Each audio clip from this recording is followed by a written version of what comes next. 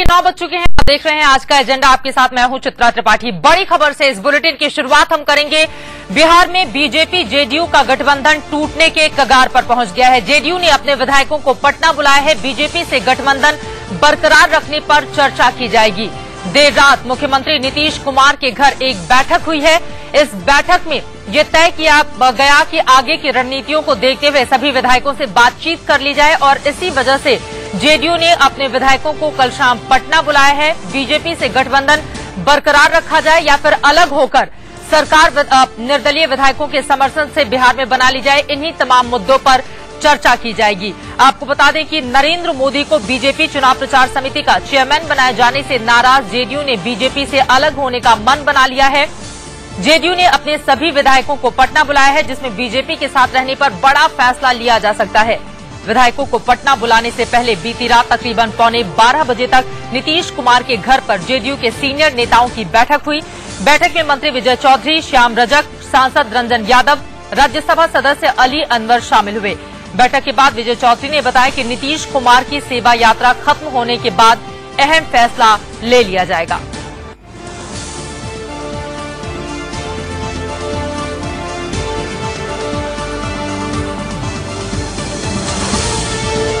गठबंधन को लेकर चर्चा तो सीधे चर्चा हुई है। जो मुख्यमंत्री जी ने कहा कि हम लोग पार्टी में चर्चा करेंगे, फैसला लेंगे।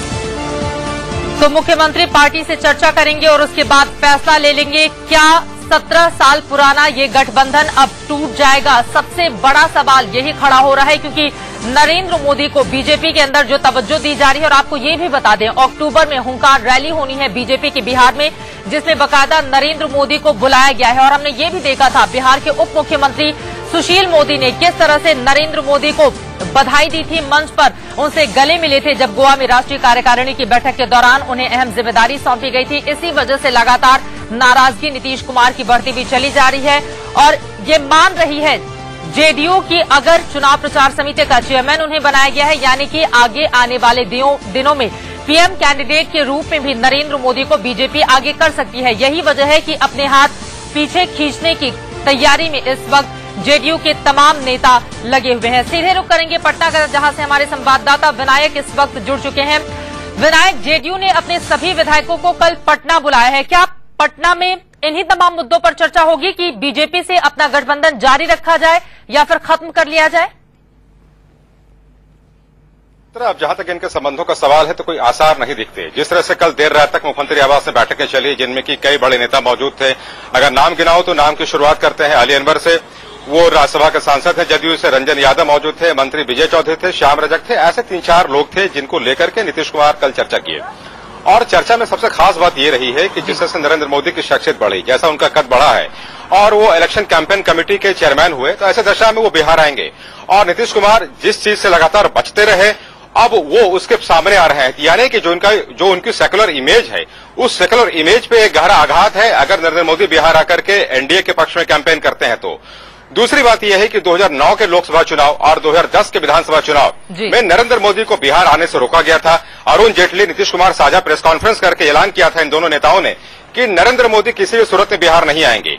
दूसरी बात यह है कि नीतीश कुमार को जब जब अपने सेकुलरिज्म की परवाह होती है, चिंता होती है, वो नरेंद्र मोदी पे हमले करते हैं या उनकी किसी ऐसे रुख पे कोई टिप्पणी नहीं करते। जो इनका जेस्चर है वो पुराना रहा। याद करिए कि 2008 के बीजेपी के राष्ट्रीय कार्यकारिणी की बैठक में नरेंद्र मोदी भी शिरकत कर रहे थे। नीतीश कुमार ने अपने घर में भोज दिया था और जैसे जानकारी मिली कि उस भोज में नरेंद्र मोदी शिरकत करेंगे, नीतीश कुमार ने आनंद फानंद में भोज को रद्द कर दिया। तो उनका जो सेकुलर जेस्चर है उसको मेंटेन करने के लिए नरेंद्र मोदी से दूरी बनाना इनकी फितरत रही है। और देर रात जो बैठकें हुई है चित्रा, उस बैठक में कई अहम बात है।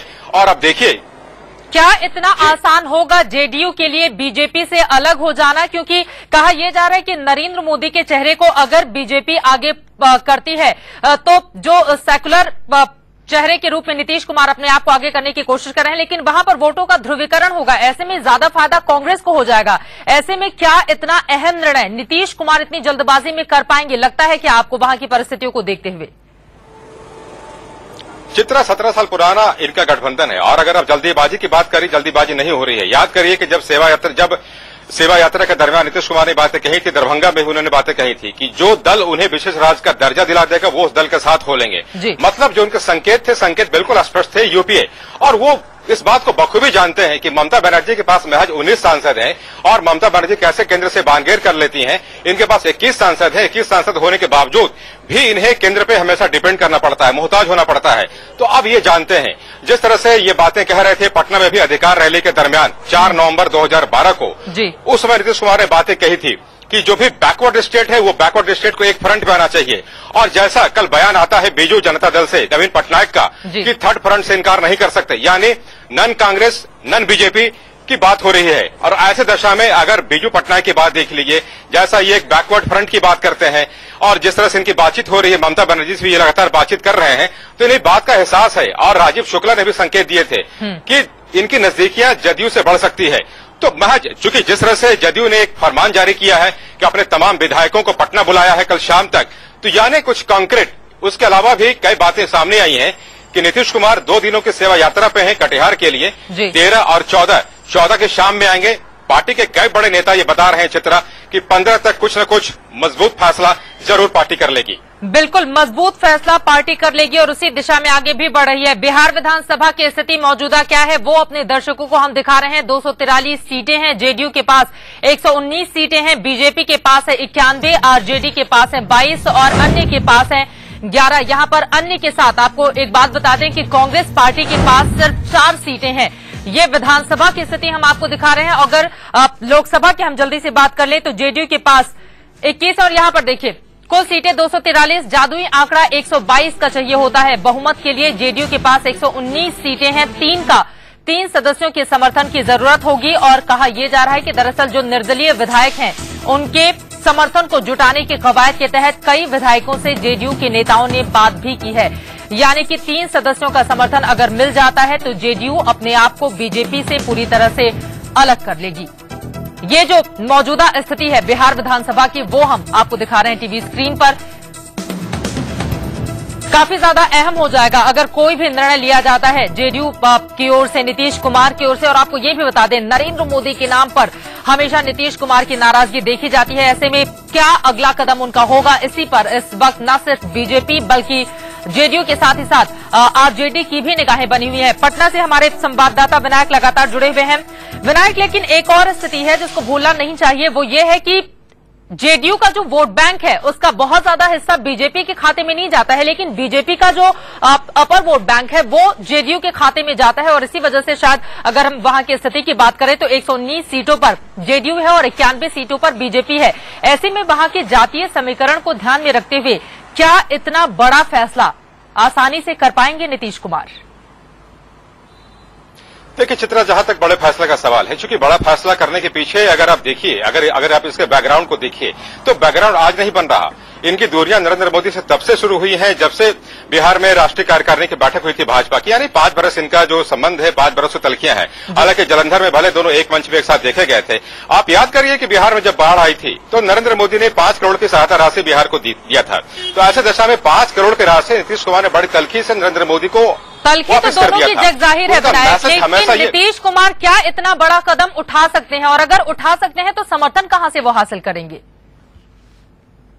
देखिए कोई ऑप्शन इनके पास बचता नहीं है। जैसा कि इनके पास जो फिगर है वो 119 का है और रही बात जो इनके इंडिपेंडेंट एमएलए हैं उनसे बात इनकी हो चुकी है, यानी सभी के सभी इंडिपेंडेंट एमएलए इनके पक्ष में आ जाए, इससे भी आप इनकार नहीं कर सकते। रही बात विधानसभा में बैठने की क्षमता की, शक्ति की, तो वो उन्हें बखूबी हासिल है। अगर रिश्ते भी टूट जाते हैं तो 2015 तक ये सरकार चलाने के लायक हैं। ये कहीं से भी अल्पमत में आने के हालात में नहीं है। झारखंड जैसी स्थिति बिहार की नहीं है। तो कुल मिलाकर के जो उनकी शक्ति है, इस शक्ति पर भी इन्हें भरोसा है। दूसरी बात है कि माइनॉरिटी वोट को हमेशा नीतीश कुमार अपने कब्जे में करना चाहते हैं, उससे खुद को दूर नहीं करना चाहते। अल्पसंख्यक वोटों को अपने पक्ष में करना चाहते हैं। यही वजह है कि नरेंद्र मोदी का लगातार विरोध कर रहे हैं और इसी वजह से बीजेपी से अपना रिश्ता भी तोड़ सकते हैं नीतीश कुमार। बहुत शुक्रिया आपका विनायक, आगे भी जानकारी आपसे हम लेते रहेंगे। तो फिलहाल बिहार की राजनीति इस वक्त गरमाई हुई है। आगे नीतीश कुमार क्या कदम उठाते हैं इस पर हमारी निगाह लगातार बनी रहेगी। उधर एक बार फिर से साबित हुआ है कि बीजेपी का रिमोट कंट्रोल आरएसएस के हाथ में है। बीजेपी बार बार कहती है कि वो एक स्वतंत्र पार्टी है और अगर वाकई ऐसा है तो 2 दिनों बाद आडवाणी संघ प्रमुख के कहने पर क्यों मान गए? अगर बीजेपी स्वतंत्र है तो संघ प्रमुख के कहने पर क्यों माने आडवाणी? आडवाणी के रूठने और फिर उनके मानने के बहाने वो सच सामने आ गया, जिसे मानने को न तो बीजेपी के नेता तैयार होते थे और न ही आरएसएस के लोग ही इसे कभी कबूल करते थे। लेकिन ऐसा पहली बार हुआ जब खुद बीजेपी अध्यक्ष ने कैमरे पर इस पर मुहर लगाई कि पार्टी में बड़े फैसले आरएसएस की हां के बगैर नहीं होते। आडवाणी के इस्तीफा वापस लेने पर जरा राजनाथ सिंह के इस बयान को गौर से सुनिए। राष्ट्रीय स्वयंसेवक संघ संचालक जी से आज उनकी बातचीत हुई है और उसके पश्चात उन्होंने ये फैसला किया है जो भी पार्टी का निर्णय होगा उसे मैं मानूंगा। आपने सुना कि किस तरह बीजेपी के अध्यक्ष राजनाथ सिंह ने कहा कि आडवाणी आरएसएस के सरसंघचालक के कहने के बाद ही माने। हैरत की बात यह है कि अपने इस बयान के कुछ ही घंटे पहले राजनाथ सिंह ने दो टूक कहा था कि संघ प्रमुख का आडवाणी के इस्तीफे के विवाद से कोई वास्ता नहीं। इस संघ ने कोई बात नहीं कही है। मैंने संघ के लोगों से भी मैंने बात किया कि आप लोगों के द्वारा कोई स्टेटमेंट जारी किया गया, उन्होंने बताया कि ऐसा कुछ नहीं है। राजनाथ के ये दोनों बयान एक दूसरे के उलट हैं। दरअसल राजनाथ सिंह ने प्रेस कॉन्फ्रेंस में आडवाणी की मर्जी से ही आरएसएस प्रमुख से उनकी बातचीत का जिक्र किया, जिससे ये साफ हो जाए कि आडवाणी ने अपनी शर्तों पर इस्तीफा वापस लिया है। इसके बाद कहने को कुछ बाकी नहीं रह जाता। इससे पहले संघ के मुखिया कहते नजर आते थे कि वो बीजेपी को बिन मांगी सलाह नहीं देते, पार्टी के मामलों में उनका कोई दखल नहीं। राजनीतिक दल के लिए क्या हो राजनीतिक दल तय करेगा और वो कैसा हो वो भी उनको ही तय करना है। आडवाणी जी, अटल जी भूमिका वगैरह ये सब पार्टी की विषय है, इसके बारे में हम कुछ नहीं बोलते। हम अपने संघ कार्य पर ध्यान रखते हैं, जो कुछ कहना है वो उनको कहना है। अब शायद ही कोई ये भरोसा करेगा कि बीजेपी के मामलों में संघ का कोई दखल नहीं है। संघ से जुड़े लोग चाहे इसे कितनी ही बार क्यों न दोहराएं। जहाँ तक यहाँ मोदी को लाओ संघ ने दिया होगा, तो जहाँ तक मैं संघ को जानता हूँ संघ की वो पद्धति नहीं है।